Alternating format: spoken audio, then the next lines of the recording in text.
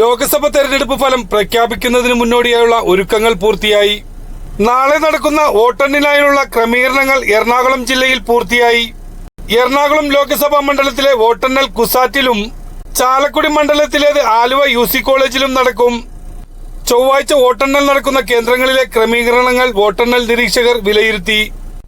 എറണാകുളം ലോക്സഭാ മണ്ഡലത്തിലെ വോട്ടെണ്ണൽ കേന്ദ്രമായ കുസാറ്റിലും തൃക്കാക്കര സെന്റ് ജോസഫ് ഹൈസ്കൂളിലുമായിട്ടാണ് നടക്കുന്നത്.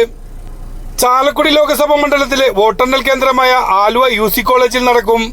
ചൊവ്വാഴ്ച രാവിലെ 8-ന് വോട്ടെണ്ണൽ ആരംഭിക്കും.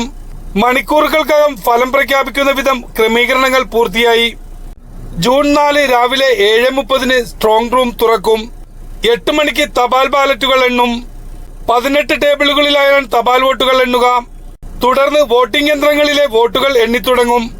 നിയമസഭാ മണ്ഡല അടിസ്ഥാനത്തിൽ 7 ഹാളുകളിലായി ഒരു ഹാളിൽ 14 ടേബിളുകൾ എന്ന തോതിൽ 98 ടേബിളുകളിലാണ് വോട്ടിംഗ് യന്ത്രങ്ങളുടെ വോട്ടെണ്ണൽ നടക്കുക.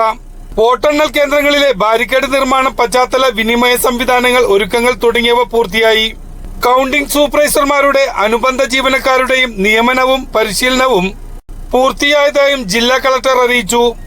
സുരക്ഷാ ക്രമീകരണങ്ങൾ, മീഡിയ സെന്റർ, പൊതുവായും ഔദ്യോഗിക തലത്തിലുള്ള ആശയവിനിമയം, ഏജന്റുമാർക്കുള്ള സൗകര്യങ്ങൾ എന്നിവ സജ്ജമായി കഴിഞ്ഞു. തെരഞ്ഞെടുപ്പ് കമ്മീഷൻ നിയോഗിച്ച 2 സബ് സർവർമാർ കൌണ്ടിംഗ് നടപടികൾ നിരീക്ഷിക്കും. തെരഞ്ഞെടുപ്പ് കമ്മീഷൻ നിർദ്ദേശിച്ച തരത്തിലുള്ള മുഴുവൻ ക്രമീകരണങ്ങളും വോട്ടെണ്ണൽ കേന്ദ്രത്തിൽ ഒരുക്കിയതായി ജില്ലാ കളക്ടർ പറഞ്ഞു.